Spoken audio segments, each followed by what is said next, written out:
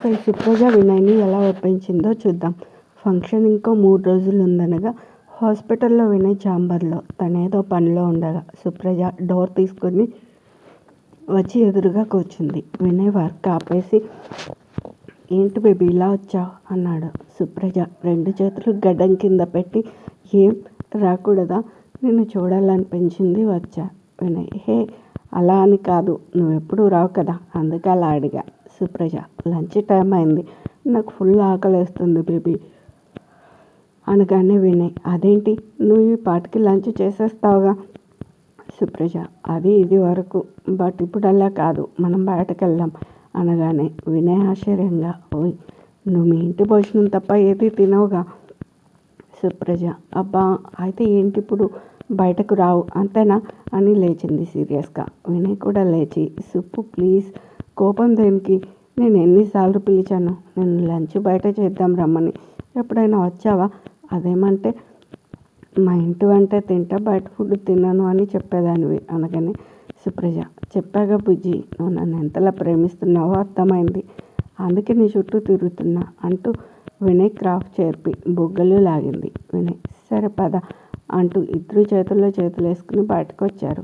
రెస్టారెంట్లో లంచ్ చేస్తూ సుప్రజ అవును ఆర్ బ్లాక్ ఓపెనింగ్కి ఎవరిని పిలవాలని డిసైడ్ అయ్యావు. వినయ్ ఏముంది ఏ పొలిటీషియనో సైంటిస్ట్నో పిలుద్దాం అనగానే సుప్రజ నిజంగా మీ డాడీ నిన్ను ముద్దపప్పులా పెంచారు, నీతో ఎలాగో ఏంటో అని ఫోర్క్తో మంచూరియా కొరికింది. వినయ్ ఎందుకలా అంటున్నావు అనగానే సుప్రజ లేకపోతే మీ డాడీ అంటే ఓల్డ్ జనరేషన్ కాబట్టి అలా అనుకోవడంలో తప్పు లేదు, బట్ నువ్వు అని వాటర్ తాగింది. వినయ్ ఇదంతా ఎందుకు, ఎవరిని పిలవాలో చెప్పు.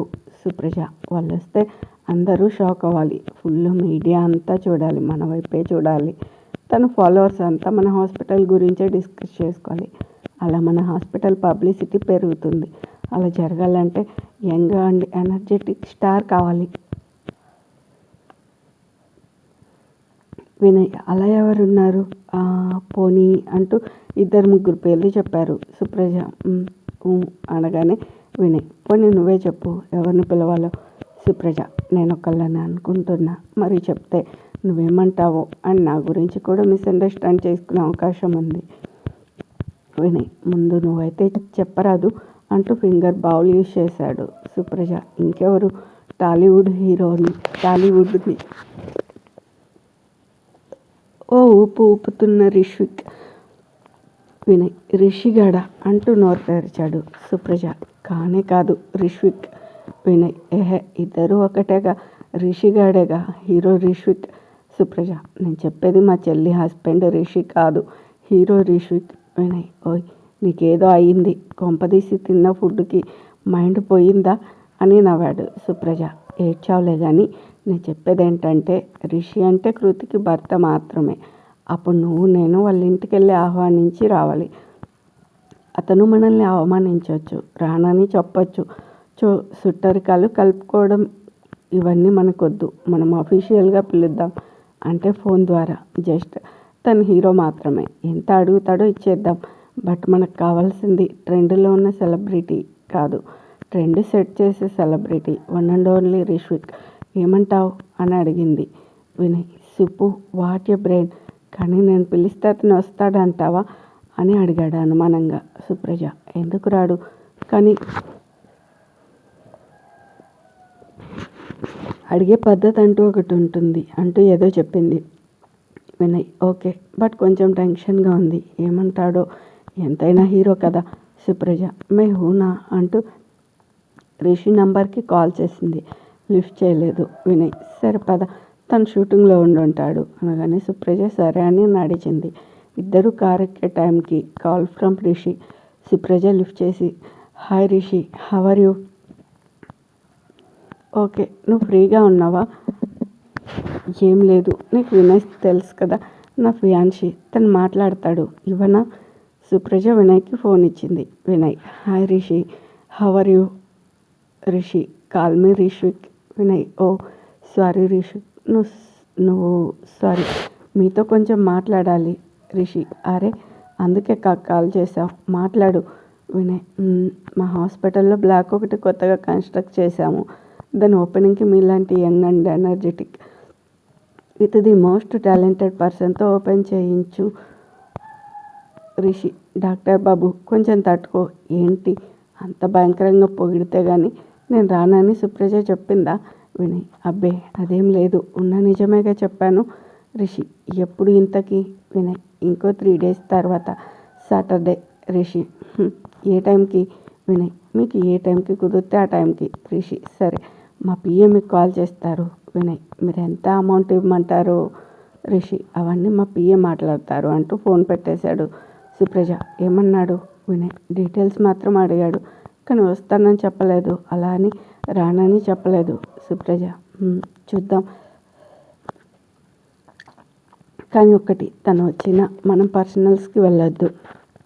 He's only our chief guest. And ఇంకో విషయం, తను ఒప్పుకుంటే మనం ఎవరికి చెప్పొద్దు. వినయ్ అయ్యో అలా ఎలా? అసలే ఇన్విటేషన్స్లో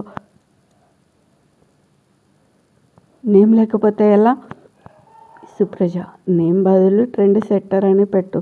ఇక చూడు అందరూ ఓ తెగ ఇంట్రెస్ట్ చూపిస్తారు అనగానే వినయ్ నువ్వు సూపర్ అంటూ కార్ స్టార్ట్ చేశాడు. ఆ రోజు ఈవినింగ్ రిషి ఓకే చెప్పడంతో వినయ్ షాక్. అలా జరిగింది.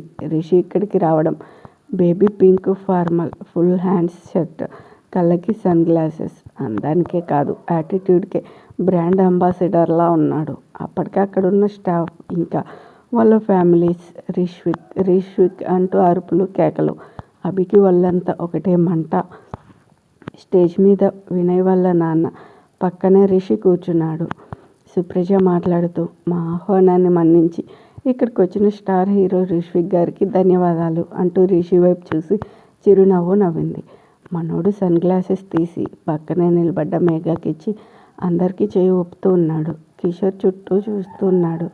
అందరి కళ్ళు రిషి మీదనే. వినయ్ బొక్క తీసుకొచ్చి వాళ్ళ నాన్నకిచ్చి రిషికి ఇమ్మన్నాడు. ఆయన లేచి రిషిని చూస్తూ, ఆయనకి కొన్ని సంవత్సరాల క్రితం తన కాలేజీలో వినయ్ గ్యాంగ్ని తుక్కుగా కొట్టిన కాలేజ్ స్టూడెంట్ రిషి కళ్ళల్లో మెదిలాడు. ఆ కుర్రాడు ఇంత పెద్ద హీరో ఇప్పుడు ఏకంగా మా హాస్పిటల్ ఓపెనింగ్ చేయడం. బొకే ఇచ్చాడు. రిషి అది తీసుకుని మేఘాకి ఇచ్చాడు. సుప్రజ మాట్లాడుతూ వినయ్ గారిని మాట్లాడవలసిందిగా కోరుతున్నాను. వినయ్ మైక్ అందుకొని I'm very thankful to mister Rishvik. అంత పెద్ద స్టార్ అయినా మేము ఇన్వైట్ చేయగానే ఇక్కడికి రావడం really it's my pleasure. And ఇంకో ముఖ్య విషయం, మా హాస్పిటల్ యానివర్సరీ సందర్భంగా మా స్టాఫ్ అందరికీ 2 months శాలరీ బోనస్గా ఇవ్వాలని నా ఫియాన్సీ అడ్వైస్ చేశారు. సో తన కోరిక మీదకి మా స్టాఫ్ అందరికీ ఇప్పుడు చెక్స్ ఇవ్వడం జరుగుతుంది. కిషోర్కి అసలు కళ్ళ ముందు జరిగేది డైజెస్ట్ అవ్వడం లేదు. ఆ రోజు కృతికి అబార్షన్ అయిన రోజు తన రిషి మామూలుగా కొట్టగానే లేచి నవ్వుకుంటూ బయటకు వచ్చాడు. వినయ్ అప్పటికే తెలుసు తనకి రిషి అంటే వినయ్కి నచ్చదు. సో ఇది వాడుకుంటే అనుకుంటూ వినయ్కి ఫోన్ చేశాడు. వినయ్ లిఫ్ట్ చేసి హలో అంకుల్ ఎలా ఉన్నారు? కిషోర్ అది నీ చేతిలో ఉంది. వినయ్ అర్థం కాలేదు. కిషోర్ నీకు ఆ రిషి అంటే కోపం కదూ? వినయ్ మామూలుగా కాదు, బట్ మీ కృతి లవర్ కదా. కిషోర్ తనకి మొగుడు, నాకు యముడు అయ్యాడు. వినయ్ వాట్ ఏమంటున్నారు? అంటే వాళ్ళకి పెళ్ళి? కిషోర్ ఆహా, నేను ఒప్పుకోనని తెలిసి నా కూతుర్ని మాయ చేసి తీసుకెళ్ళి పెళ్లి చేసుకున్నాడు.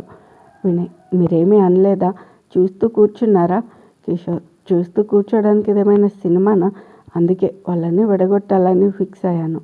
అందుకు నీ హెల్ప్ కావాలి. వినయ్ నేనేం చేయాలి? ఆయన విడగొడితే విడిపోయాడు రకం వాడు. మీరేం చేసినా మళ్ళీ వస్తాడు. నాకు తెలిసినంత వరకు మీ కృతి అంటే వాడికి ప్రాణం. అంత ఈజీగా తనని వదలడు. ఆయన ఒకటి చెప్పండి, వాడంటే నన్ను అంతమంది ముందు కొట్టాడని కోపం పగగా మారింది. మరి మీకెందుకు అంత కోపం వాడి మీద అని అడిగాడు.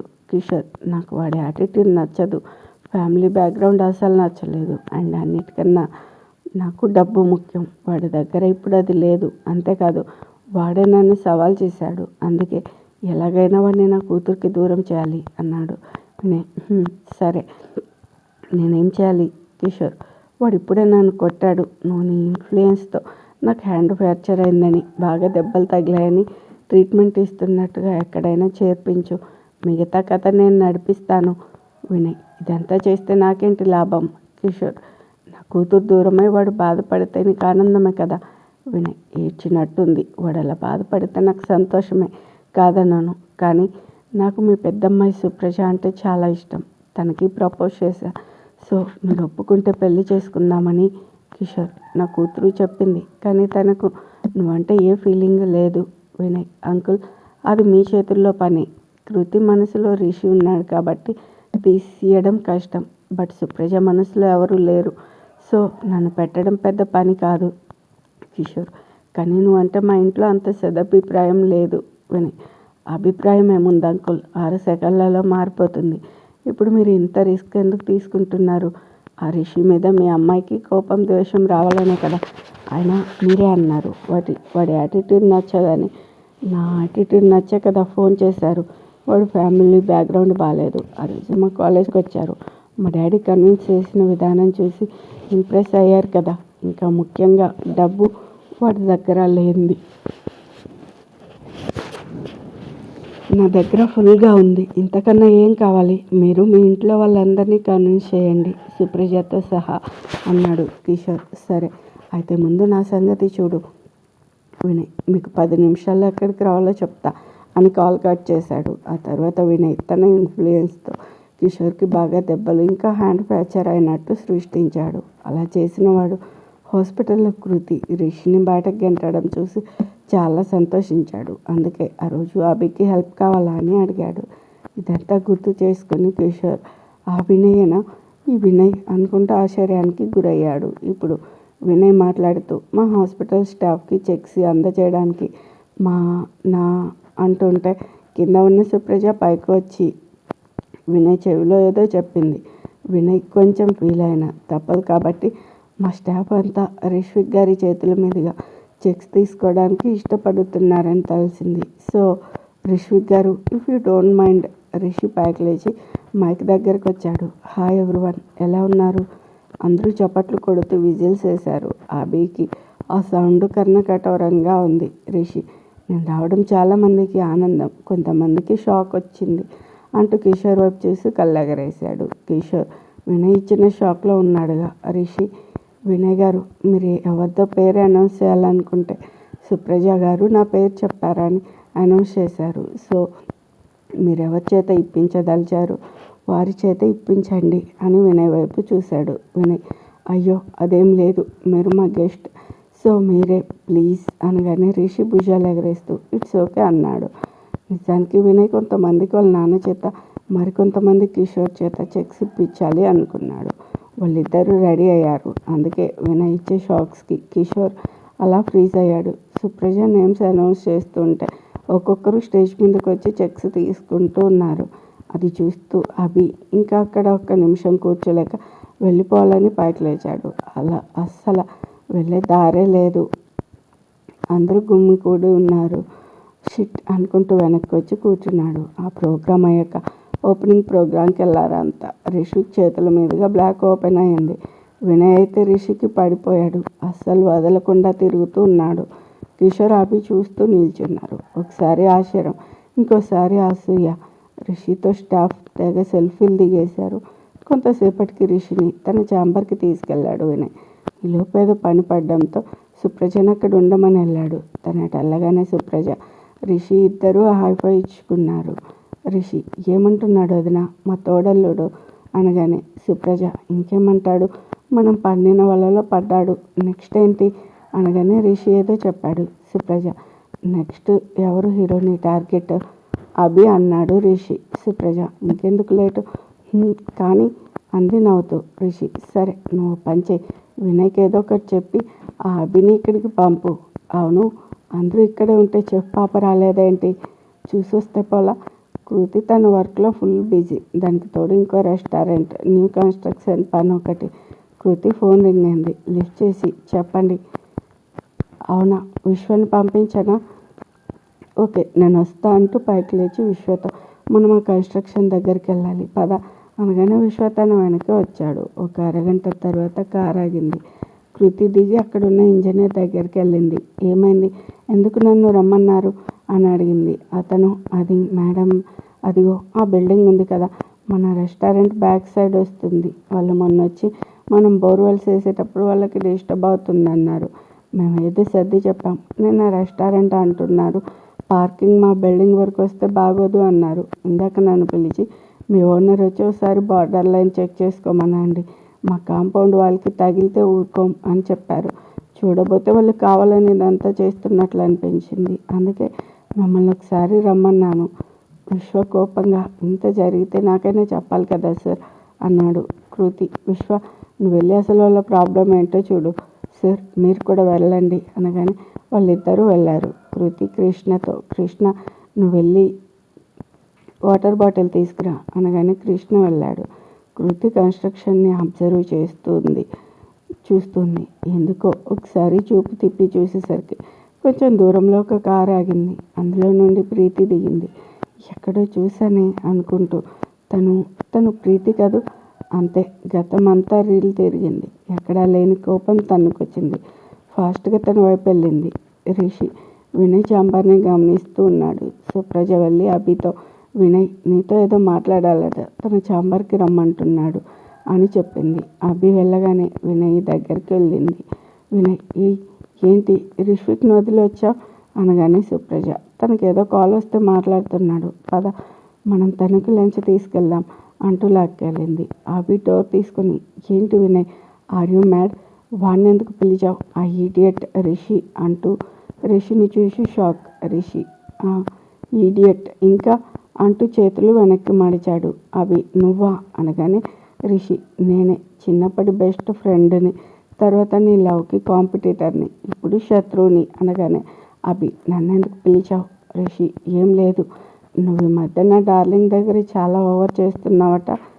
రే ఆడపిల్లల దగ్గర ఎందుకు నీ బాడీ బిల్డప్, నీకు దమ్ముంటే నా దగ్గరికి రావాలి కానీ.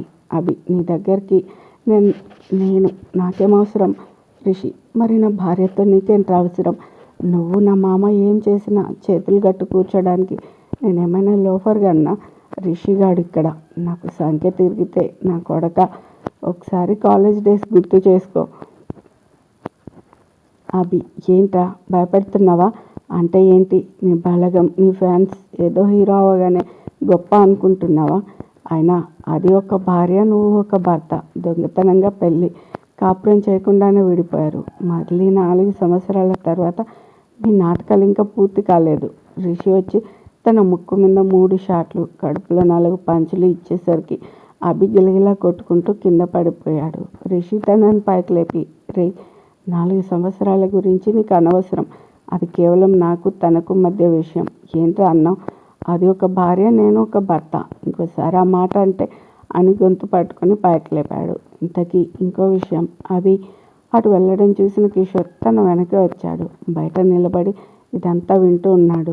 రిషి రే నాలో ఉన్న గట్స్, పొగరు, ప్రేమ, అభిమానం అన్నీ అలాగే ఉన్నాయి అని అభిని కిందకి దించి, పోన్లే ఒకప్పుడు నాకు హెల్ప్ చేసావని ఒక్క రీజన్తో వదిలేస్తున్నా. ఏంట్రా అన్నావు, నా బలగం చూసుకొని రెచ్చిపోతున్నానా, ఎక్కడరా, ఎవరు, ఇక్కడ నేను తప్ప ఎవరు లేరే, కేవలం నేను మాత్రమే. నువ్వు ఎంతమంది కావాలంటే తెచ్చుకోబ్బే, నేను మాత్రం సింగిల్గా వస్తా. ఇంకా దొబ్బే, ఇంకోసారి నా భార్య జోలికి నీకు ఆ ఛాన్స్ లేదులే, ఎందుకంటే తను ఇంకెప్పుడు నాతోనే ఉంటుంది. ఇప్పుడు ఎందుకులే, నువ్వే చూస్తావుగా, వెళ్ళు, ఎవరు చూడకుండా వెళ్ళి ఆ ముక్కుకి డ్రెస్సింగ్ చేయించు. అభి కోపంగా వెళ్తుంటే అన్నట్టు, ఒరేయ్ బయట దొంగ నా మామ ఉన్నాడు, గుంటనక్కలా ఉండి అన్నీ వింటున్నాడు, లోపలికి పంపు అనగానే కిషోర్కి గుండె ఆగింది.